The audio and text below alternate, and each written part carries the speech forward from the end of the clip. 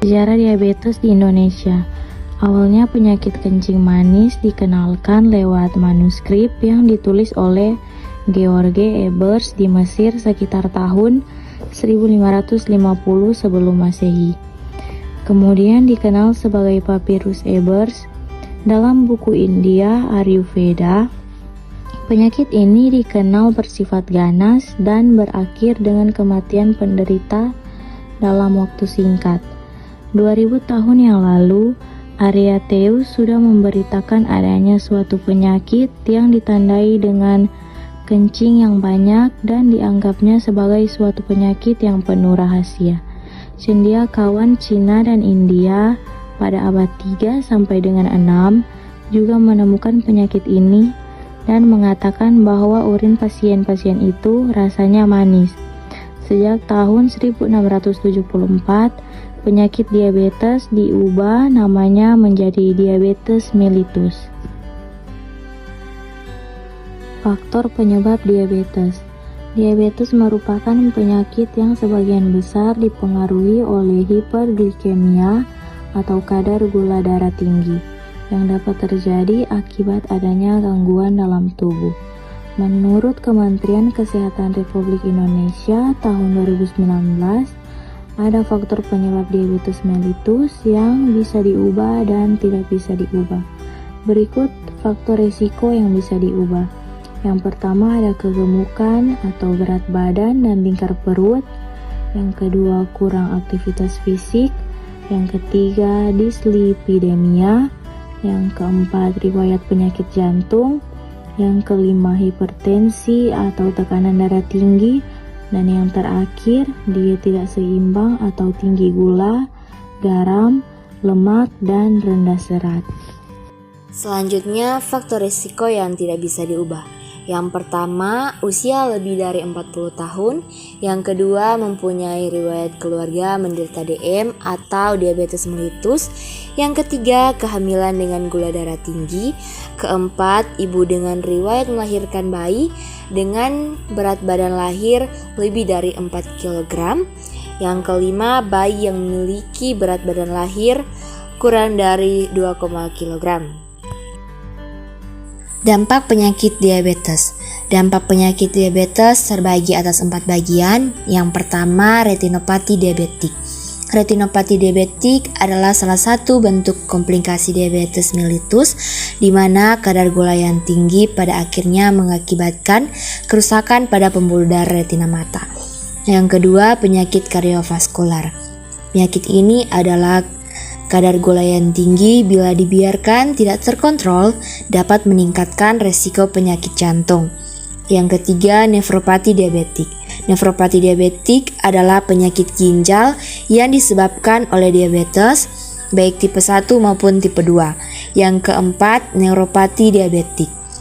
Ini adalah kerusakan yang terjadi pada pengidap diabetes akibat gula darah tinggi melukai saraf di seluruh tubuh. Secara umum, diabetes dibedakan menjadi 2 jenis, yaitu diabetes tipe 1 dan tipe 2. Tipe 1 terjadi ketika tubuh tidak mampu memproduksi insulin dalam jumlah yang cukup, sedangkan tipe 2 adalah kondisi saat tubuh tidak dapat menggunakan insulin sebagaimana mestinya.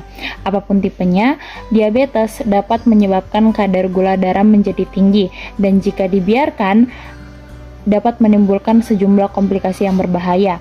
Sehingga adanya pencegahan penyakit diabetes secara umum yang dapat dilakukan. Pertama, menerapkan pola makan sehat.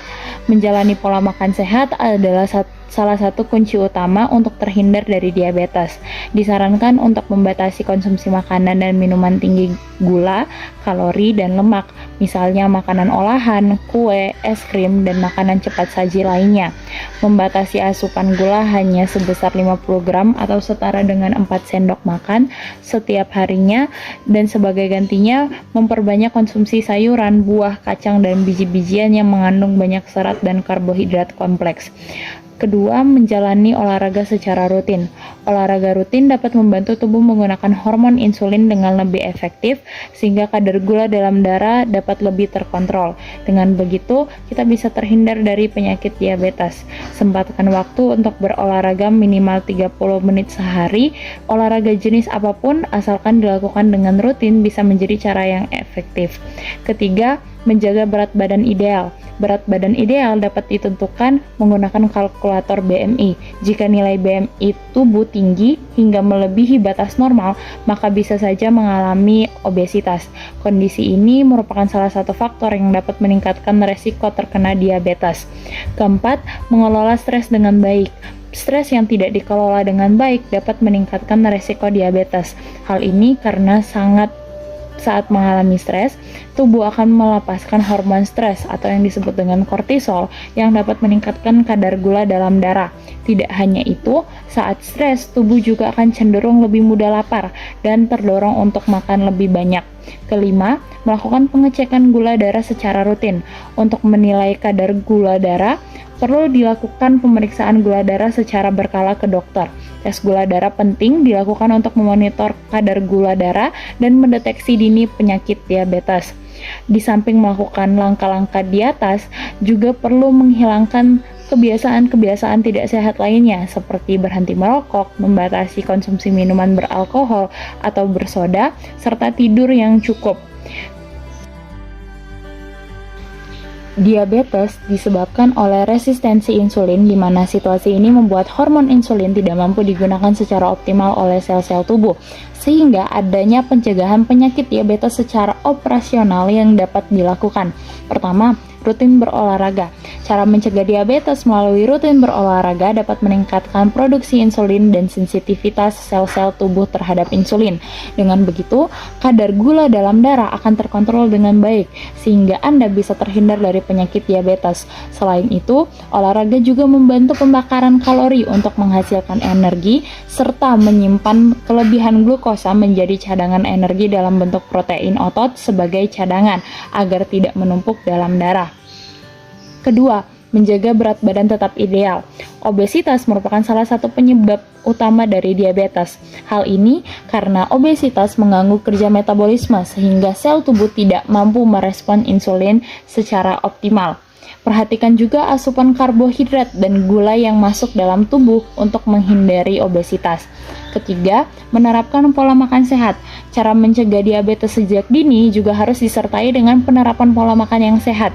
Mencoba untuk mengurangi makanan cepat saji, bergula tinggi dan berlemak, dan mulai menggantinya dengan memilih makanan dengan kandungan nutrisi tinggi seperti protein, serat, dan vitamin. Selain itu, memperhatikan porsi makanan untuk mengurangi asupan kalori pada tubuh, di mana kalori ini dapat menyebabkan kenaikan berat badan, dan apabila berlebihan maka resiko diabetes semakin tinggi. Di luar memperhatikan porsi makan, jangan pula mengabaikan jadwal makan. Pola makan yang sehat didukung dengan makan secara teratur dengan porsi secukupnya. Yang keempat, melakukan pengecekan gula darah secara berkala. Pemeriksaan gula darah secara berkala diperlukan untuk melihat nilai kadar gula dalam tubuh. Yang kelima, mengelola stres. Ketika stres, tubuh akan melepaskan hormon kortisol yang dapat meningkatkan kadar gula dalam darah. Karena itu, salah satu cara mencegah diabetes, salah satunya dengan mengelola stres secara baik. Yang keenam, rajin minum air putih. Cara mencegah diabetes di usia muda juga bisa dimulai dengan menghindari minuman manis, sehingga untuk mengatasinya kita perlu membiasakan diri untuk minum air putih. Yang ketujuh, mempertahankan kadar vitamin D secara optimal. Mengoptimalkan kadar vitamin D dalam tubuh bisa menjadi cara mencegah diabetes, karena vitamin ini dapat meningkatkan sensitivitas tubuh terhadap insulin. Dan yang terakhir, yang kedelapan, menghentikan kebiasaan merokok. Fakta di lapangan menunjukkan bahwa penyakit diabetes tipe 2 banyak dialami oleh perokok.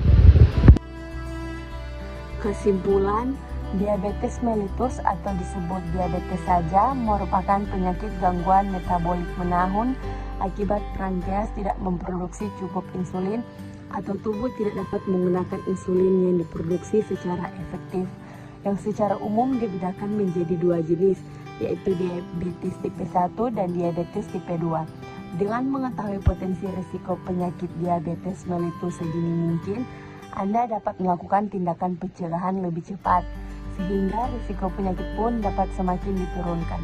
Pencegahan yang dapat dilakukan adalah dengan perilaku pola makan yang seimbang, yaitu prinsip pola makan rendah lemak, rendah gula, rendah natrium, dan tinggi serat.